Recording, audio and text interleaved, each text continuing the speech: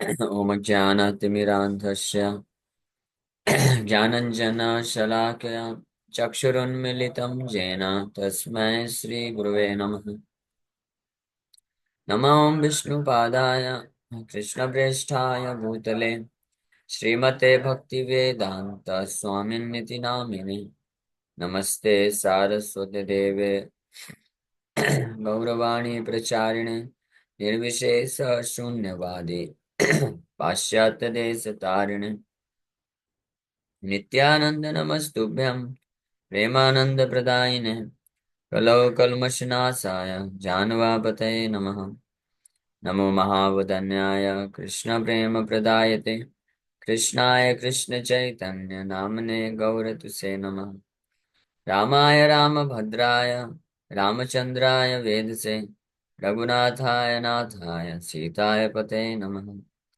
जय श्री कृष्ण चैतन्य प्रभु नित्यानंद श्री अद्वैत गदाधर श्रीवासादि गौर भक्त वृंद। हरे कृष्णा कृष्णा कृष्णा हरे हरे, हरे राम राम राम हरे हरे। हरे कृष्णा। सो आप सभी भक्तों का हार्दिक स्वागत है आज के राम कथा में। सो हम लोग चर्चा कर रहे हैं श्री वाल्मीकि रामायण और इसका पहला स्कंद बालकांड और 58 नंबर अध्याय किंग त्रिशंकु कर्स्ट। त्रिशंकु को श्राप मिलता है। श्राप दिया गया वशिष्ठ मुनि के 100 पुत्रों के द्वारा। तो क्यों श्राप दिया गया? क्योंकि वो अपने गुरु कुल गुरु वशिष्ठ मुनि के आज्ञा का अवहेलना की और श्राप मिला कि आप चंडाल बन जाइए। तो जैसे ही वो श्राप मिलके जब वो घर पहुंचे तो रात्रि समापन के पश्चात वो जो है चंडाल स्वभाव को प्राप्त कर लिए। न केवल स्वभाव बल्कि उनकी शारीरिक स्थिति भी चंडाल की जैसे हो गई। हाँ, अथ रात्र्यां व्यतीत्यायां राजा चंडालतां गतः नीलवस्त्रधरो नीला परुषो ध्वस्तमूर्धजा चित्तमाल्यानुलेपश्च आयसाभरणो अभवत्। So when the night had gone by, the king became a chandal, wearing a blue dress, नीला धोती पहन करके, और नीला धोती बोल रहे हैं। Himself now blue and rough with short hair, wearing a garland and ashes from a samshan. He had iron ornaments on his body. और शरीर में लोहे के जो आभूषण है वो धारण करके इस प्रकार से शमशान का एशेस राख लगा के ऐसी स्थिति को प्राप्त की। इतने महान राजा थे, बहुत महान राजा थे ये भी, और बड़े सात्विक और धार्मिक प्रवृत्ति के थे। लेकिन केवल एक कारण से, क्या? वशिष्ठ मुनि के प्रति अपराध, गुरु अवज्ञा। गुरु अवज्ञा इसलिए बहुत भयानक अपराध होता है। ऐसे गुरु अवज्ञा की है, वशिष्ठ मुनि का अपराध किए, तो इमीडिएटली ये सब नहीं हुआ। लेकिन बाद में जब वशिष्ठ मुनि के पुत्रों के पास गए, उन्होंने ये रियलाइज किया कि वशिष्ठ मुनि का अपराध किए, उन्होंने शाप दिया, तो उसका फल इमीडिएटली मिल गया।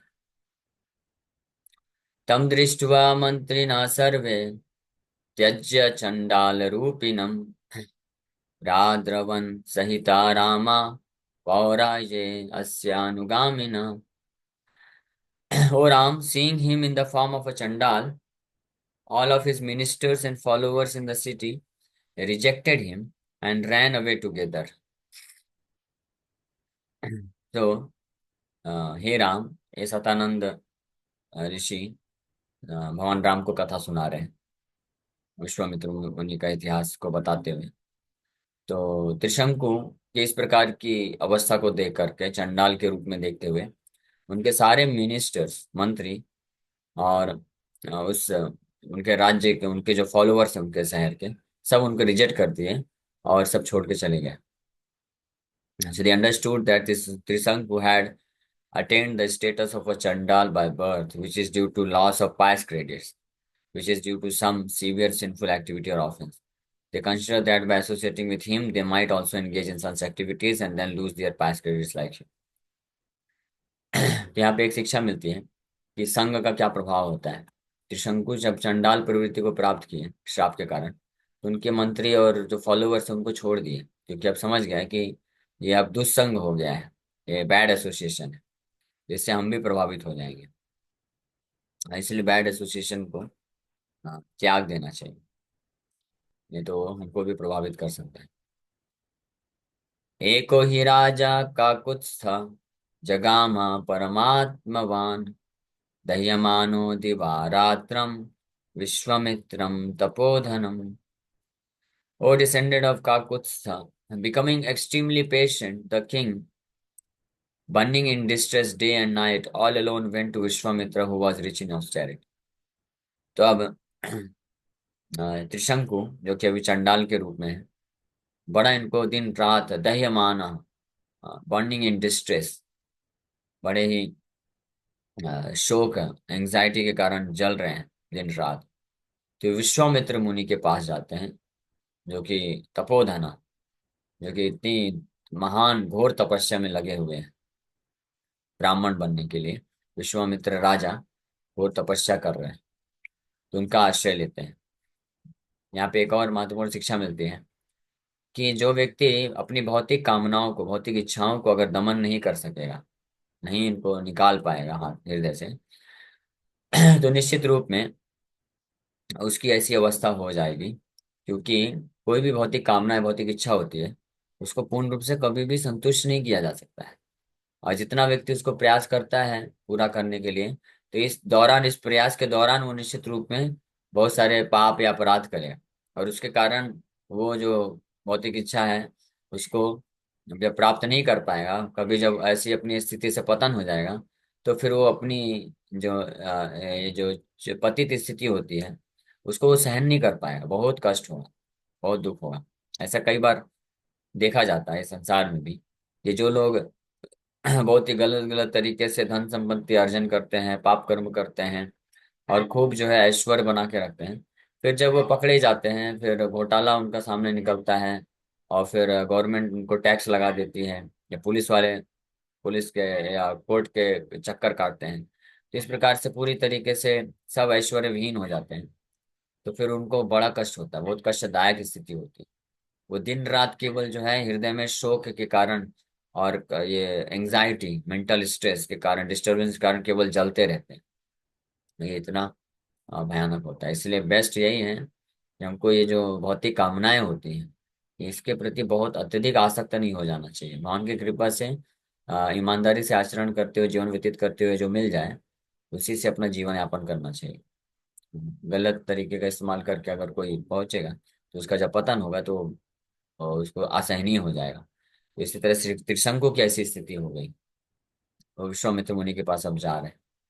विश्वामित्रस्तु तं दृष्ट्वा राजानं विफलीकृतं, चंडाल रूपिणं राम मुनि कारुण्यम आगता। ओ Ram, seeing the king in the form of a chandal rendered useless, the sage Vishwamitra became compassionate। Vishwamitra मुनि के पास जब गए, तो इन्होंने अपना बताया होगा, या इन्होंने देखा, देख के समझ गए कि ऐसे इक्ष्वाकु वंश वंश डायनेस्टी के इतने महान राजा त्रिशंकु का क्या हाल हो गया है। विफलीकृता, इनके जो जो इच्छाएं थी, कामनाएं थी, उसको विफल कर दिया गया। तो विश्वामित्र मुनि उनके प्रति बड़े दयालु हो गए, दया को प्रकाशित करते हैं। तो ये जो कारुण्यागत है, ये वास्तव में this is material compassion. Vishwamitra राजा, अगर वास्तविक दया तो ये होती कि त्रिशंकु को उनको समझाना चाहिए था कि आप वो कार्य करिए ताकि आप अपने गुरु के अपराध से मुक्त हो सके, वशिष्ठ मुनि के प्रति अपराध किए, उससे मुक्त हो जाओ। लेकिन यहाँ पे अभी उल्टा चीज होगा, क्योंकि ऑलरेडी विश्वामित्र राजा जो है वशिष्ठ मुनि के प्रति उनका जो द्वेष, दोष का भावना है, दोष दृष्टि है, तो उनके कारण उनको इतनी असफलता मिली। So Vishwamitra saw that the king had been rendered useless. In other words, the king's means to attain material happiness in this life and the next had been destroyed by Vasishta's son। Vashishtha मुनि, विश्वामित्र राजा को ये समझ में आ गया। कारुण्यात् स महातेजा वाक्यं परमधार्मिका इदं जगाद भद्रं ते राजानं घोररूपिणम् ऑस्पिशियसनेस टू यू। उनके ऊपर कृपा कंपैशन दिखाते हुए विश्वामित्र मुनि उनको आशीर्वाद देते हैं कि आपका शुभ हो। हाँ, और दयावश out of compassion Vishwamitra of great prowess and supreme adherence to Vedic dharma spoke the following words to the king who was frightful to see. तो त्रिशंकु राजा, जो कि बड़ दिखने में बहुत भयानक घोर रूपिणा, चंडाल के रूप में दिख रहे हैं, घोर रूपिणा, डरावना दिख रहे हैं, तो उनको देखते हुए एड्रेस करते हुए संबोधित करते हुए विश्वामित्र मुनि इस प्रकार से बोलते हैं। So Satanand is narrating Vishwamitra's history to Lord Rama. Satanand thinks that Sri Ramchandra might become angry for dishonoring his dynasty and therefore consoles him by saying, auspiciousness unto you. Um, auspiciousness unto Bhadram, Bhadram te Rajan। क्योंकि ये कथा सतानंद रामचंद्र भगवान को सुना रहे हैं और उन्हीं के वंश में उनके एक पूर्वज ही हैं त्रिशंकु महाराज, उनकी ऐसी दशा है। तो भगवान रामचंद्र को कहीं क्रोध ना आ जाए, तो हालांकि ऐसा हो ही नहीं सकता, लेकिन क्रोध ना आ जाए इसलिए वो ऑस्पिशियसनेस टू यू भद्रम थे करके बोल रहे हैं, एड्रेस कर रहे हैं रामचंद्र भगवान को। और ये कथा को वर्णन करके सुना रहे हैं। हरे कृष्ण कृष्ण कृष्ण हरे हरे राम राम राम हरे। किमागमन कार्यं ते राजपुत्र महाबल अयोध्याधिपते वीरा शापाचंडालतां गतः। ओ सन ऑफ अ किंग, हे राजपुत्र, राजा के आप पुत्र हैं। हाँ, महाबला, अयोध्या, तो अयोध्याधिपते, और अयोध्या के अधिपति, ruler, and O hero of powerful strength, महाबला। What is the purpose of your visit? आपके आने का क्या उद्देश्य है?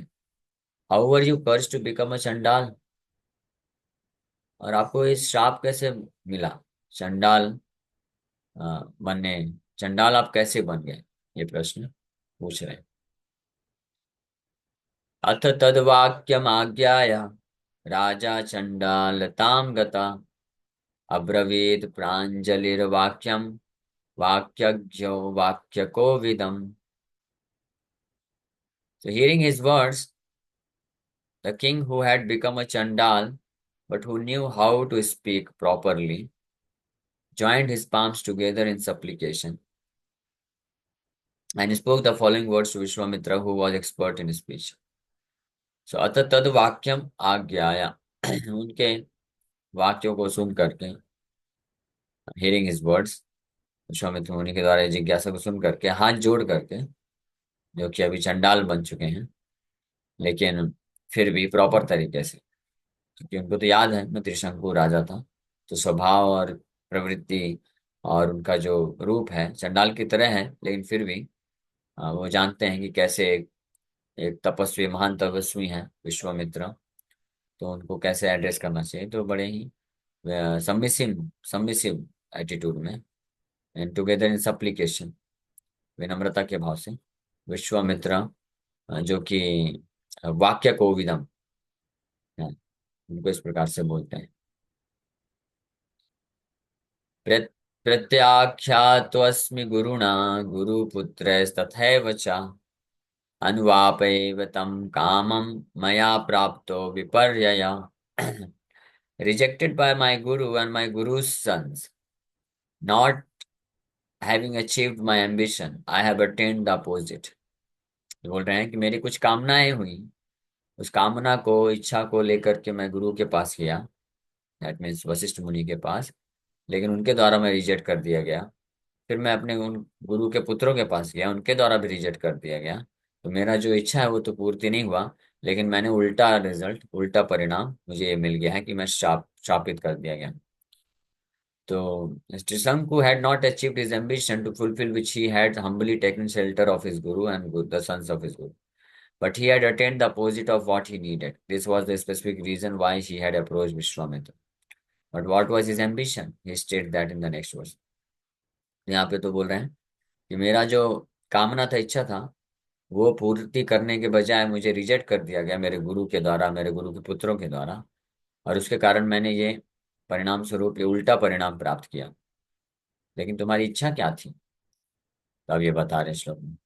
सशरीरो दिवम दिवम यायाम इति मे सौम्य दर्शनम मया च इष्टम क्रतु क्रतु सतम तत् तच्च नावाप्यते फलम। O gentle one, I had the idea of going to the heavens in my own body. I also wanted to perform 100 sacrifices, but I have not attained the result of performing them. मेरा इच्छा था, कामना था कि मैं इसी शरीर के साथ स्वर्ग जाना चाहता था, और इसके लिए मैं जो है 100 यज्ञ करने का प्रस्ताव रखा था अपने गुरु के पास, लेकिन वो मेरी इच्छा की पूर्ति नहीं की गई। ये इच्छा उनकी पूर्ति नहीं हुई थी। अनिरतम नोक्त पूर्वम में न च वक्षे कदाचन कृच्छ्रेष्वपि गतः सौम्य क्षत्र धर्मेण ते असपे ते सपे। I have never ever spoken untruth, nor will I ever do so, even in times of crisis. O gentlemen, I promise this in front of you by the dharma of the Kshatriyas, कि मैंने आज तक कभी झूठ नहीं बोला है, और ना ही मैं कभी झूठ बोलूंगा, यहाँ तक कि विपरीत परिस्थितियों में भी। तो ये मैं आपको, हे सौम्य, हो जेंटलमैन, क्षत्र धर्मेण ते सपे, ये क्षत्रियों के धर्म के आधार पर मैं आपको ये प्रॉमिस करता हूँ। Trisanku thought the root cause of Vasishta's rejection of my idea was that I had sinful reactions that would disable my efforts to attain Swarga in my own body. But such sinful reactions do not exist in me. With this in mind, he speaks this verse. Okay. So त्रिशंकु को reject किए थे वशिष्ठ मुनि, योग्यता, योग्य अयोग्य देख करके। अयोग्यता क्या देखे वो? कि इनके पूर्व जन्म के कर्मों के कारण, कुछ पाप के कारण ये इस प्रकार का यज्ञ, ताकि ये शरीर के साथ ही भगवान जो है स्वर्ग को प्राप्त कर सके, उसको आप वो नहीं कर पाएंगे। हाँ, और उनके एफर्ट को जो है डिसेबल कर देगा। तो इसलिए उन्होंने रिजेक्ट कर दिया, क्योंकि वो जानते हैं, पूर्व जन्मों का भी इतिहास पता रहता है उनको। लेकिन त्रिशंकु को ऐसा नहीं लग रहा है। उनको ऐसा लग रहा है कि मैंने कभी झूठ नहीं बोला, और ना मैं कभी बोलूंगा, तो मैं तो ऐसा पापी नहीं हूँ, मैं तो पवित्र धार्मिक है मेरा पूरा जीवन। फिर भी उन्होंने मेरे को क्यों मना किया यज्ञ करने के लिए? ऐसा त्रिशंकु विचार कर रहे हैं, और इस प्रकार से श्लोक में बोल रहे हैं, अपने आप को जस्टिफाई करना चाहते हैं कि मैं पूरी तरह से योग्य हूँ। अयोग्यता नहीं थी मेरे पास, लेकिन मेरे फिर भी मेरे गुरु ने मुझे नहीं किया, रिजेक्ट कर दिया इस यज्ञ करने से। त्रिशंकु इज अवेयर दैट यज्ञो अनृतेन क्षरति, the benefit gained by sacrifice is lost by speaking untruth. But because he has never ever spoken untruth, the sacrifice to be performed will not be lost. तो ऐसा त्रिशंकु का मानना है कि उन्होंने कभी आज तक जीवन में कोई जो है असत्य, झूठ नहीं बोला है, और ना कभी बोलेंगे। तो इसलिए वो यज्ञ अगर करते, वशिष्ठ मुनि उनको यज्ञ करा देते उनके गुरु, तो भी उनको नुकसान, उनका लाभ मिल जाता। लेकिन हाँ, वशिष्ठ मुनि तो जानते हैं कुछ पाप है पूर्व जन्मों का भी, उसके कारण इनको बाधा उत्पन्न। तो यहाँ पे एक और महत्वपूर्ण चीज मिलती है, समझ में आती है कि ये जो बाकी जितने भी यज्ञ होते हैं, हाँ, जिनको कर्मकांडी यज्ञ बोला जाता है, this is also one of the कर्मकांडी यज्ञ, जिसके द्वारा स्वर्ग को प्राप्त करता है। तो इसमें जो है बहुत सारे अलग अलग योग्यताएं होनी चाहिए। अगर कोई व्यक्ति योग्य नहीं है, तो अगर वो बोनाफाइड अगर आचार्य गुरु मिल भी गए, और उसने अच्छे तरीके से यज्ञ कर भी दिया, तब भी उसको सफलता नहीं मिलने वाली है, क्योंकि वो क्वालिफिकेशन नहीं है। हाँ, तो ये भी एक बहुत लिमिटेशन है कर्म कांड में सफलता प्राप्त करने के लिए, कि इसमें कुछ ना कुछ स्तर तक प्रीवियस क्वालिफिकेशन का होना भी जरूरी है। लेकिन भक्ति मार्ग जो है इतना श्रेष्ठ है कि अगर किसी के पास कुछ भी योग्यता नहीं है, लेकिन अब अगर वो दृढ़ता से भगवान के चरण कमलों का आश्रय लेता है, भक्ति करता है, तो उसकी सारी अयोग्यता होने के बावजूद भी वो परम सिद्धि को प्राप्त कर सकता है, क्योंकि भक्ति मार्ग इतना पावरफुल है कि ये अपने आप अयोग्य व्यक्ति को योग्य बनाता है पहले, और फिर परम सिद्धि भी प्रदान करता है। वहीं दूसरी ओर जो अन्य मार्ग हैं, कर्म कांड, ज्ञान कांड, इसमें योग्य होना पड़ेगा पहले, उसको करके फिर सिद्धि को कुछ प्राप्त कर सकता है। अगर योग्य नहीं है तो अगर सही तरीके से कर भी दिया तब भी उसको रिजेक्ट कर दिया जाएगा। ये दिक्कत। इट्स जस्ट लाइक कोई स्टूडेंट है, कोई कॉम्पिटिटिव एग्जाम देता है और उसमें पास कर लेता है, लेकिन अगर उसके पास ट्वेल्थ का या कॉलेज की डिग्री नहीं है तो उसको फिर भी जो है जॉब लेटर नहीं मिलेगा, रिजेक्ट कर दिया जाएगा। कर्मकांड वैसे कार्य करता है। लेकिन भक्ति का कार्य मार्ग कैसा है कि आप डायरेक्ट किसी कंपनी में जाते हैं, कोई बहुत बड़ा बिजनेसमैन है और आप उससे इंटरव्यू लेता है आपका, और टेस्ट करता है और वो देखता रही है तो बहुत क्वालिफाइड है, वेल क्वालिफाइड है, तो इमीडिएटली वो एंट्री दे देगा। हाँ, आ जाओ, है ना। जो अगर डिस्क्वालिफिकेशन भी है तो करवा देंगे, आप जॉब चालू करो, आपके पास कॉलेज की डिग्री नहीं है ना, ठीक है, डिस्टेंस से आप कॉलेज को करवा देते हैं, आपका डिग्री भी आ जाएगा। ये है अंतर कर्म कांड में और भक्ति मार्ग में। Okay, anyway, thank you very much. यहीं पे विराम करेंगे। किसी वक्त का कोई प्रश्न है क्या? हरे कृष्ण।